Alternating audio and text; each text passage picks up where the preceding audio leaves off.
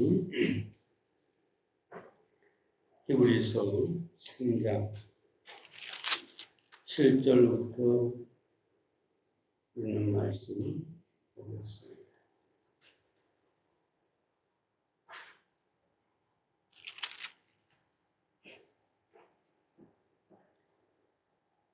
본문이 좀 길어서 짧게 보도록 하겠습니다. 7절부터 9절까지만 보겠습니다.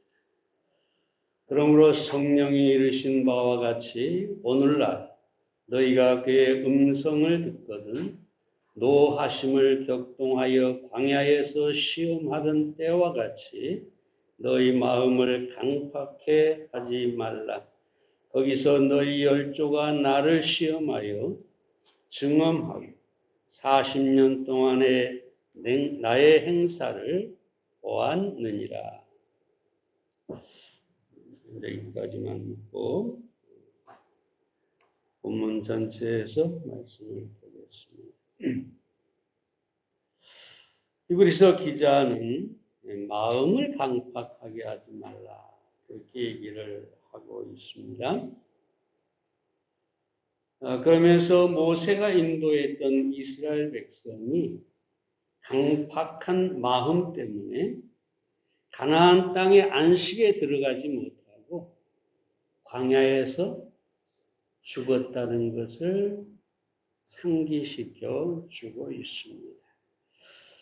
여기서 강팍하게 하지 말라의 강팍은 말라서 굳은, 말라서 딱딱하게 굳어버린 그런 딱딱한이라는 뜻입니다.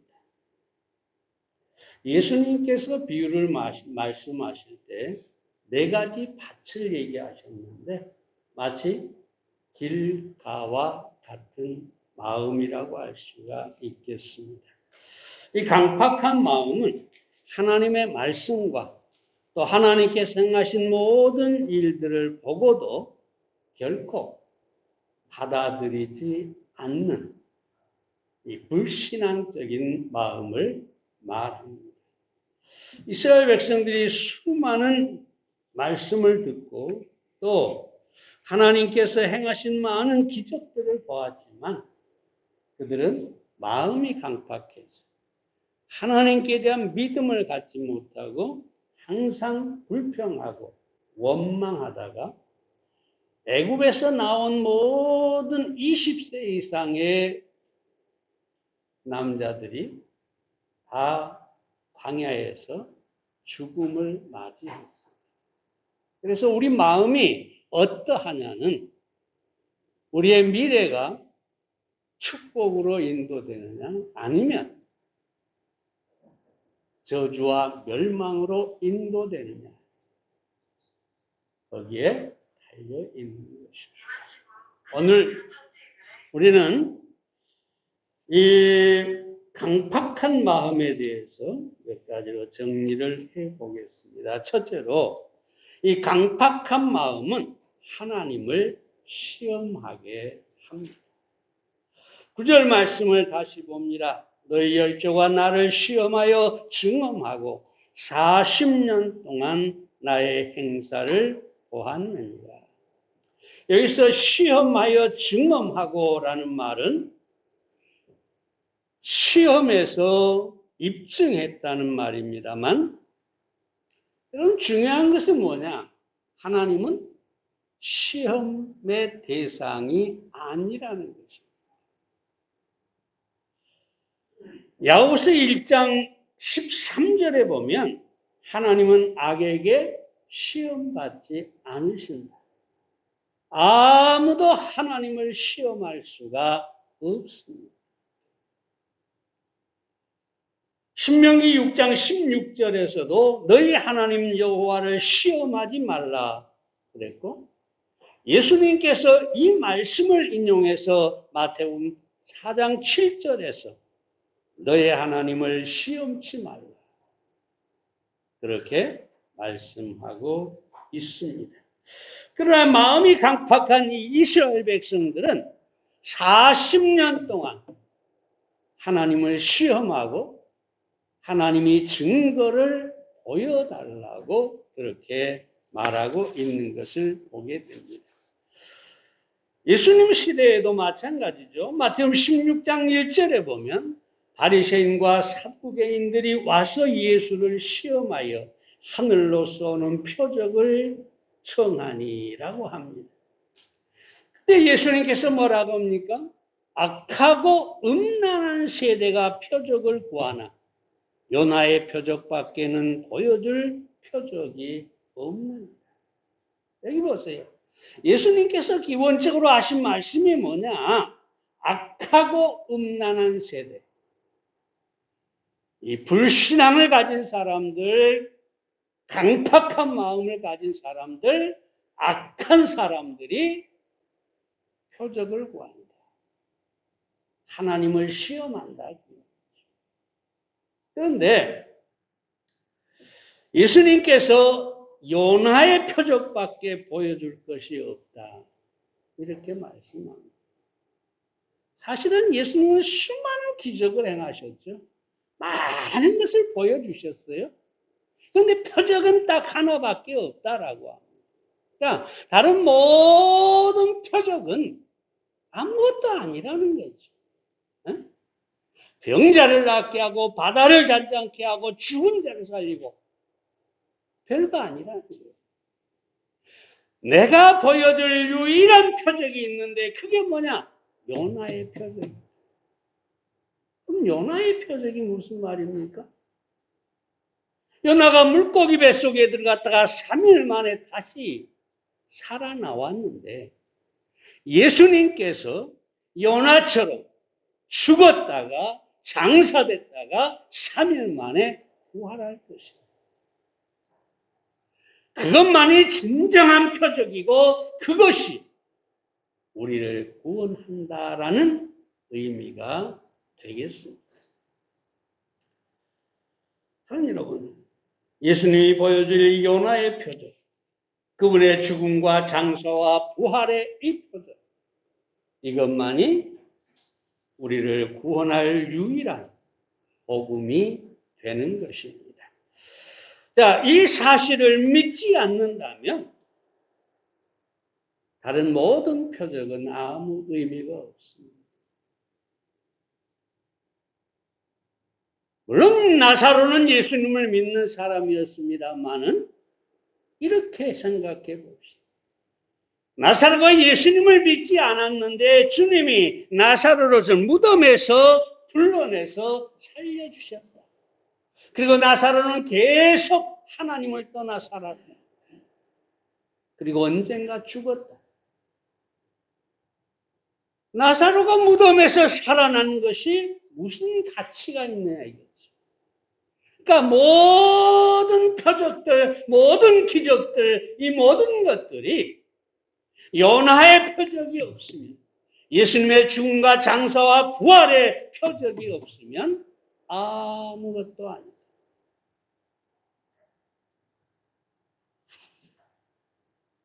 그럼에도 이 이스라엘 백성들은 40년 동안 끊임없이 강팍한 마음으로 하나님을 시험하고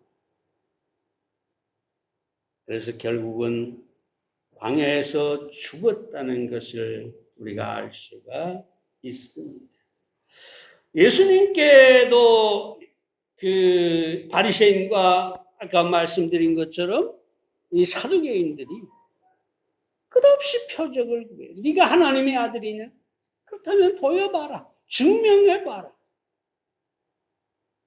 응? 계속해서. 근데 중요한 것은 이거예요. 예수님이 계속해서 보여주셨어요. 오병이어의 기적에. 바다를 잔잔케 하시고 죽은 자를 살리고 엄청난 셀 수 없는 표적을 보이셨는데도 저희들은 계속해서 보여달라. 네가 하나님의 아들인 것을 보여달라. 이 말은 무슨 말이냐면 믿으려고 보여달라는 것이 아니라 처음부터 믿지 않겠다는 것이 이 강팍한 마음을 가진 사람들입니다. 심리학에서 이것을 증거 중독증이라고 한다고 합니다. 다시 말하면 증거가 없이는 아무것도 믿지 않겠다. 네? 절대 그 도마처럼 내가 내 손으로 손바닥을 만져보고 내 손으로 예수님의 옆구리에 청자국을 만져보고 만약 증거가 확실하다면 믿겠다. 증거 중독증이라고 한다는데요. 사랑하는 여러분, 중요한 것은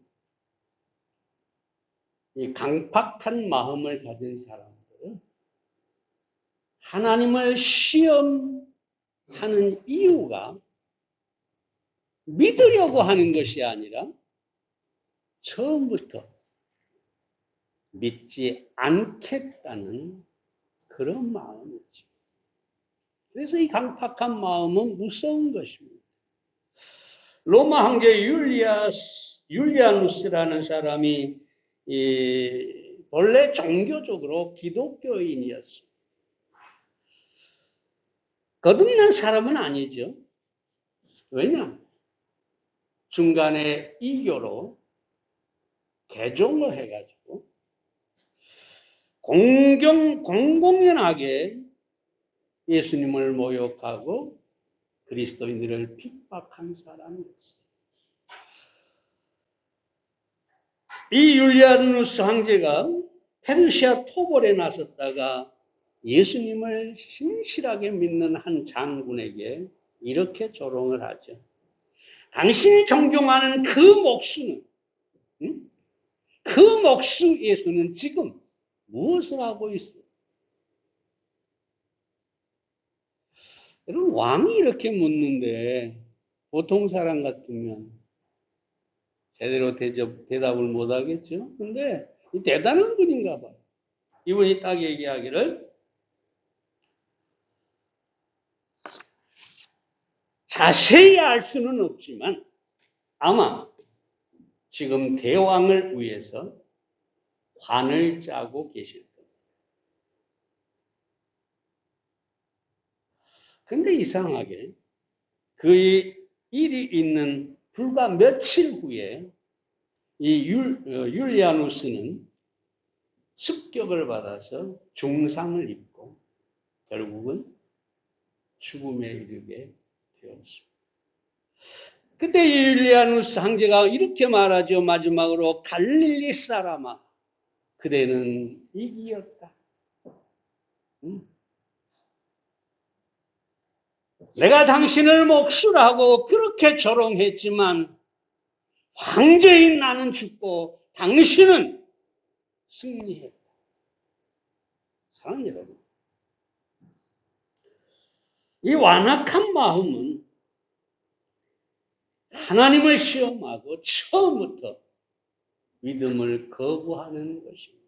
그래서 이 완악한 마음은 참으로 두려운 것이고 그리고 멸망을 결국 당하게 되는 것입니다. 고린도서 10장 9절에 보면 저희 중에 어떤 이들은 주를 시험하다가 뱀에게 멸망하였나니 우리는 저희와 같이 시험하지 말자. 사랑하는 여러분, 하나님은 강팍한 마음을 가지고 시험하는 시험의 대상이 아니라 무조건 그분과 그분의 모든 말씀에 대해서 믿고 받아들이는 것이 사는 길이고 축복의 길이라는 것을 아시기 바랍니다. 두 번째로 강팍한 마음은 미혹을 당하게 합니다. 10절 말씀을 봅니다. 그러나 내가 이 세대를 놓아여 가로되 저희가 항상 마음이 미혹되어 내 길을 알지 못하는도다 하였느니라. 이 마음이 강팍한 사람은 미혹을 당한다 그럽니다. 이 미혹이라는 말은 무슨 말이냐? 방황하다, 속다, 잘못되다, 잘못하다 이런 뜻이죠. 그런데 중요한 것은 그들은 내 길을 알지 못한다라고 합니다. 여러분, 사실 그것이 가장 큰 비극입니다. 미혹되는 사람들이 왜 그들이 그 비극이냐? 하나님의 길을 알지 못하기 때문입니다. 이것처럼 큰 손실이 없죠, 인생에. 하나님이 모든 것이고 하나님만이 영원한 분인데 그 하나님을 떠나서 다른 길로 간다는 것은 곧 그 인생이 쓸모없는 인생, 무가치한 인생이라는 것이죠. 이 미혹을 잘 이해하려면 물고기 낚는 미끼를 생각을 하면 됩니다. 물고기를 낚을 때 지렁이나 새우 또는 인공 미끼를 사용을 하는데요. 이 미끼는 먹음직스러운데 그 속에는 뭐가요? 거기에는 뭐가 달려 있느냐? 낚시가 달려 있죠.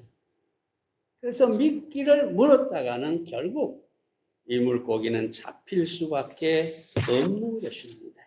제가 이 낚시를 별로 좋아하지 않아요. 아마 성질이 급해가지고 막 10분, 20분, 30분, 1시간 기다리는 거 도저히 못. 근데 제가 딱 몇 번 낚시를 재밌게 해본 적이 있어요. 언제냐? 제가 옛날에 이 장기를 2개나 떼어내고 체력이 완전히 가버려가지고 저 시골에 가서 잠깐 쉬면서 그 임목사님이라는 분하고 둘이 붕어 낚시를 했는데 저수지 있으면 저수지 이렇게 물이 내려오는 수로가 있잖아요. 그 바로 밑에 물이 많이 고여있어요. 거기에 딱 던졌다 하면 막 3마리 막 붕어들이 올라오는데 이건 던졌다 하면 올라오는 거예요. 너무너무 재밌어요. 또 미국에 가서 낚시를 몇 번 해봤는데 태평양에 가서 낚시를 하는데 그때 교회 집사님들하고 청년들하고 같이 이제 형제들하고 같이 태평양으로 가서 낚시하는데 파도가 많이 쳤어요. 그러다 보니까 10명쯤 갔는데 한 7명은 멀미로 쓰러져 버리고 3명이 낚시를 했는데 다행히 제가 멀미를 안 했어요. 근데 여러분 놀라운 사실은 던졌다 하면 물고기들이 우럭 낚시를 했는데 우럭이 3마리, 4마리가 한꺼번에 올라오는데요. 우리나라 우럭 말도 마. 적어도 1.5배, 2배 되는 이런 우럭들이 올라오는데 너무 재밌었어요. 또 한 번은 캐나다 밑에 가서 그 광어 낚시를 했는데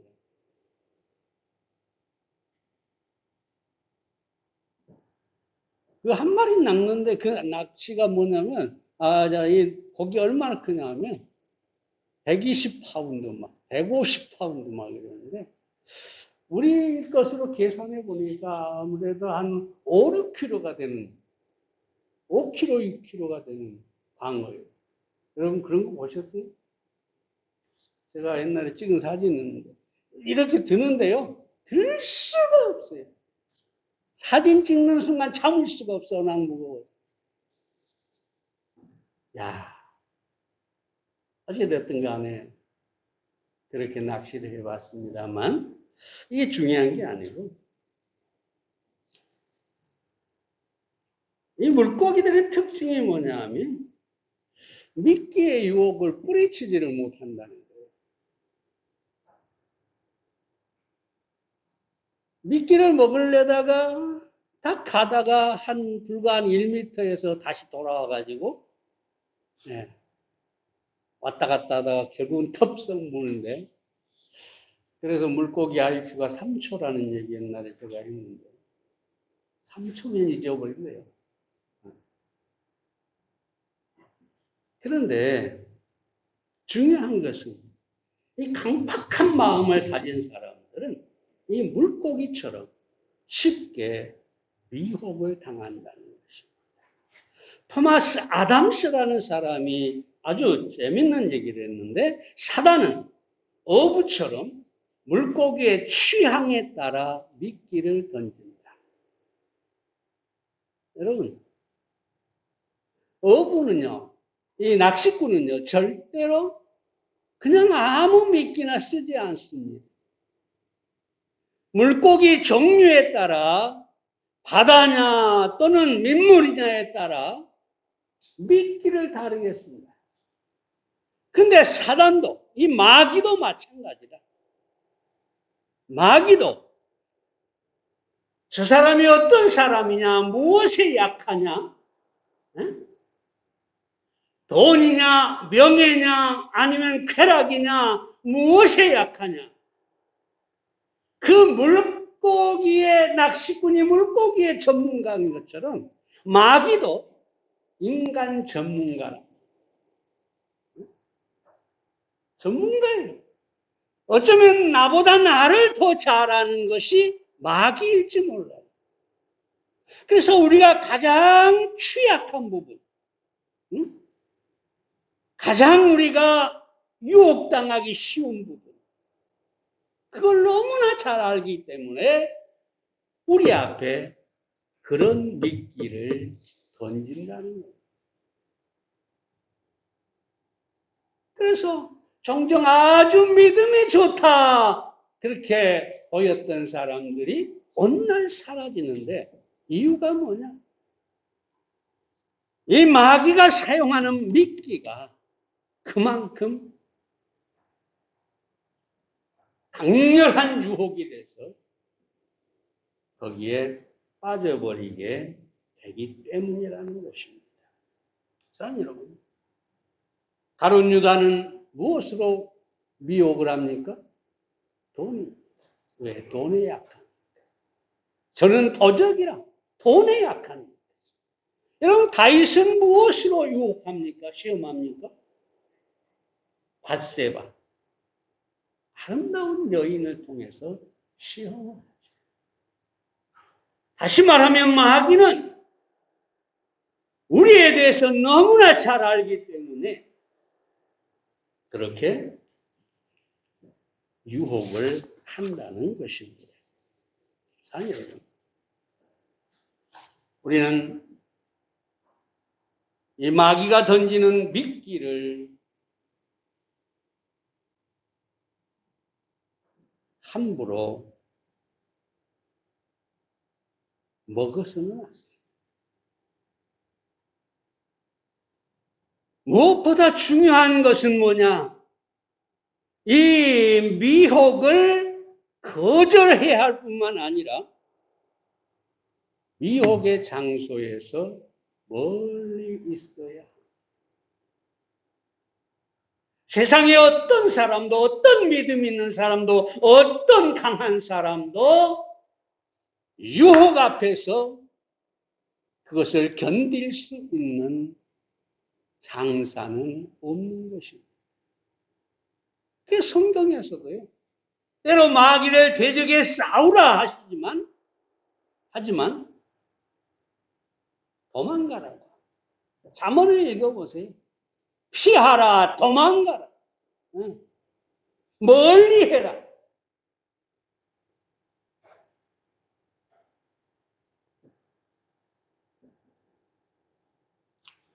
예전에 한번 얘기했습니다만 어떤 이 혈기왕성한 청년이 믿음이 있었는데 홍등가 앞에 가서 거기에 막 빛이 나고 거기 여인들이 거의 반나로 있는 이런 모습을 보면서 계속 거기를 떠나지 않고 시험에 들지 말게 하옵소서, 시험에 들지 말게 하옵소서, 주여 시험에 들지 말게 하옵소서.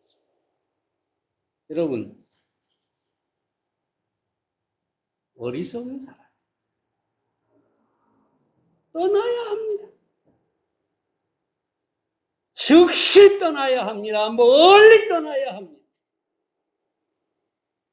미끼로부터 멀어질 우리는 안전한 거룩한 삶을 살게 될 것입니다.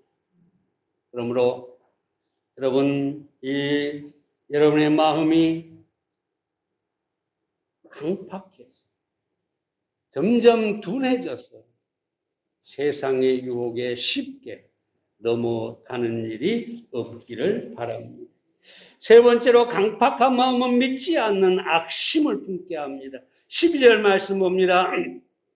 형제들아 너희가 삼가 혹은 너희 중에 누가 믿지 아니하는 악심을 품고 살아계신 하나님에게서 떨어질까 염려할 것이요 라고 합니다. 여기서 잠깐 설명을 드리면 이 한국 번역을 그대로 한글 번역을 읽으면 믿는 사람, 구원받은 사람이 구원을 잃어버릴 수도 있다라는 그런 그 뉘앙스를 풍겨주고 있죠. 하나님에게서 떨어질까 염려하라. 그런데 이 말씀은 구원에 관한 말씀이 아니고요. 헬라어 아포스테나이라는 말인데 분리되다, 떠나다, 배신하다 그런 뜻입니다. 예를 들어서 바울이 데마에 대해서 뭐라고 합니까? 데마는 세상을 사랑하여 세상으로 갔다. 그러잖아요. 하나님을 섬기다가 데마가 하나님을 떠난 것이지. 구원을 잃어버린 것이 아니라 타락했다는 이야기가 되겠습니다. 여러분, 다시 한번 말씀드리지만 우리가 얻은 구원은 절대로 잃어버릴 수가 없습니다. 왜냐? 구원은 처음부터 내 행위로 얻은 것이 아니라 은혜로 얻은 것입니다. 그리고 그 구원은 내가 내 행위로 지키는 것이 아니라 하나님의 은혜로 하나님께서 지키시고 하나님께서 보장해 주시는 것입니다. 그러면 우리가 구원 받는 것도 하나님의 은혜고 이 세상을 살다가 저 천국에 들어가는 것도 하나님의 은혜일 뿐입니다. 그러므로 결코 구원은 잃어버릴 수가 없죠. 요한복음 5장 24절 보면 내가 진실로 너희에게 이르노니 내 말을 듣고 또 나 보내신 이를 믿는 자는 영생을 얻었고 심판에 이르지 아니하나니 사망에서 생명으로 옮겼느니라.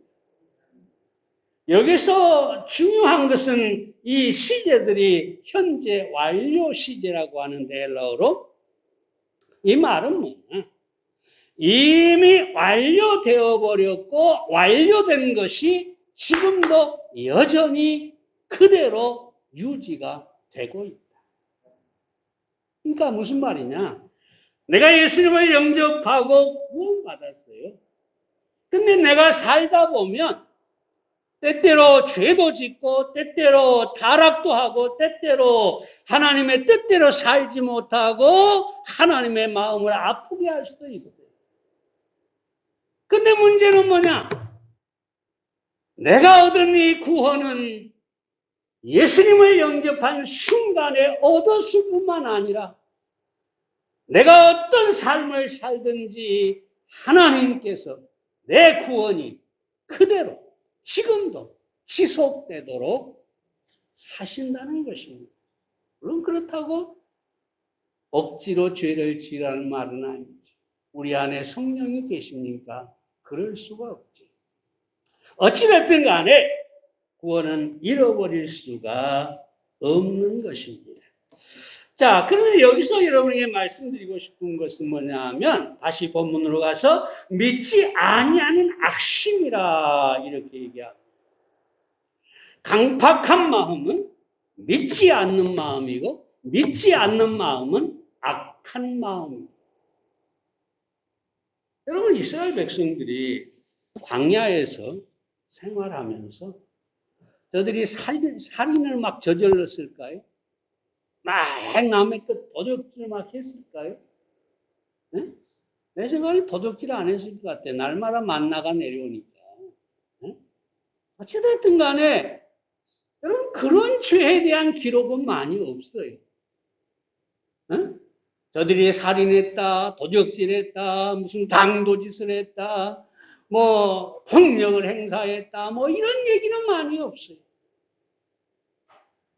오직 무엇을 했냐? 하나님을 원망하고 강팍한 마음을 가지고 믿지 않았다는 거지. 근데 하나님께서 뭐라고 하냐? 그 믿지 않는 강팍한 마음이 바로 악한 것이다. 그것이 죄다. 그것이 가장 큰 죄고 가장 큰 악이다. 왜 그럴까요? 믿지 않는 죄는 하나님을 거부할 뿐만 아니라 우리를 구원하는 예수님의 십자가의 복음을 거절하는 것이죠. 여러분 생각해 보세요. 하나님께서 자기 아들을 십자가에 못 박아서 우리의 모든 죄를 거기에 시키셨는데 이 엄청난 은혜를 베풀었는데 그걸 거부한다.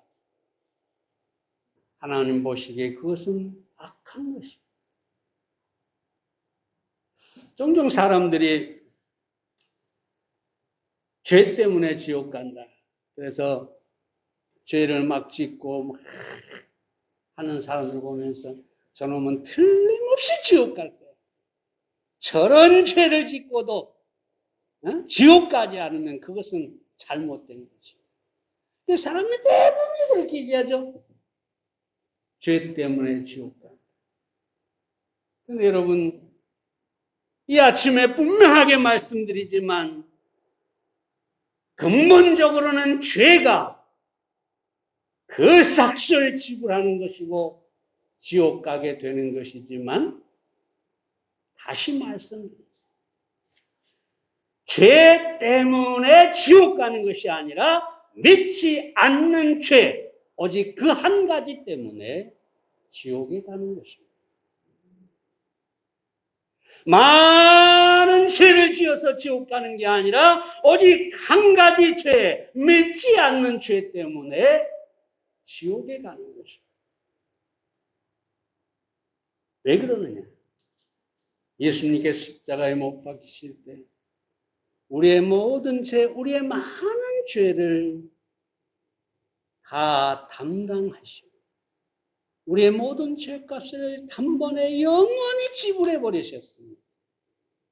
더 이상 죄는 구원받은 사람과 상관이 없게 됐습니다. 지난번에도 말씀드렸죠. 제사를 드리면 살아있는 염소가 이 대제사장이 안수를 해서 그 죄를 짊어지고 저 광야로 가서 다시 돌아오지 않는다. 우리 죄는 이미 십자가에서 예수님이 단번에 영원히 지불하고 다시 그 죄가 우리에게 돌아올 수 없게 하셨어요.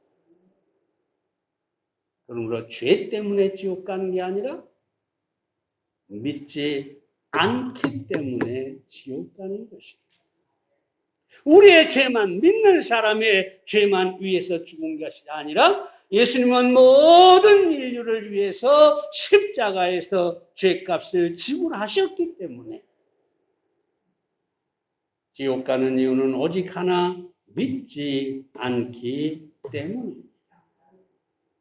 그러므로 사랑하는 여러분, 이 믿지 않는 것이 죄고 악한 것이라는 사실을 우리가 분명히 알아야 하겠습니다. 그리고 우리는 이 강팍한 마음으로 갖지 않고 하나님을 시험하거나 유혹에 미끼를 먹거나 이처럼 악한, 믿음이 없는 악함을 갖지 않고 우리가 꼭 믿고 구원받은 것만 필요한 게 아니죠. 우리의 매의 삶 속에서 믿음이 요구돼요. 믿으면 선한 것이고 믿지 않으면 악한 것이다. 그래서 로마서에 바울이 뭐라고 합니까? 믿지 않고 행하는 모든 것이 죄라 그랬어요.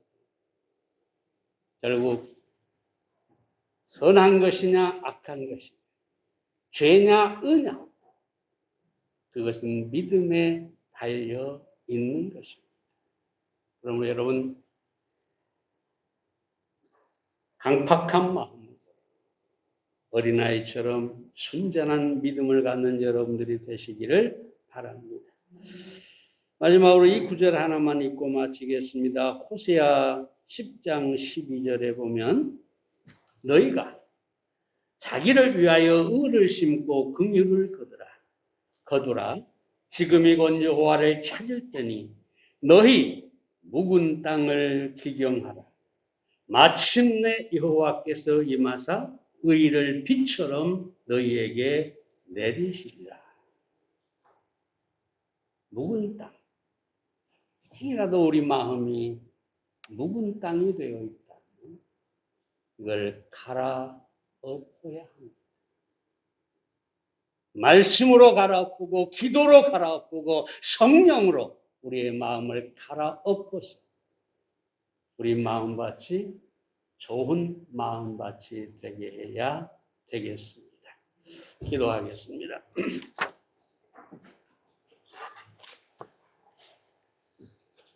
살아계신 아버지 하나님, 은혜를 감사합니다. 다른 무엇보다 우리를 구원하시고 우리의 귀를 열어주셔서 하나님의 말씀을 듣게 하시니 감사드립니다. 사도 바울은 우리가 광야에서 살던 이스라엘 백성들처럼 우리의 마음을 강팍하게 하지 말라고 합니다. 하나님 아버지, 성령께서 우리의 마음을 다스려 주시고 우리가 하나님과 하나님의 말씀에 대하여 그대로 믿고 받아들이고 순종할 수 있게 해 주시옵소서. 어떤 경우에도 하나님을 시험치 말게 하시고 아버지 유혹의 미끼를 우리가 물지 않게 하시고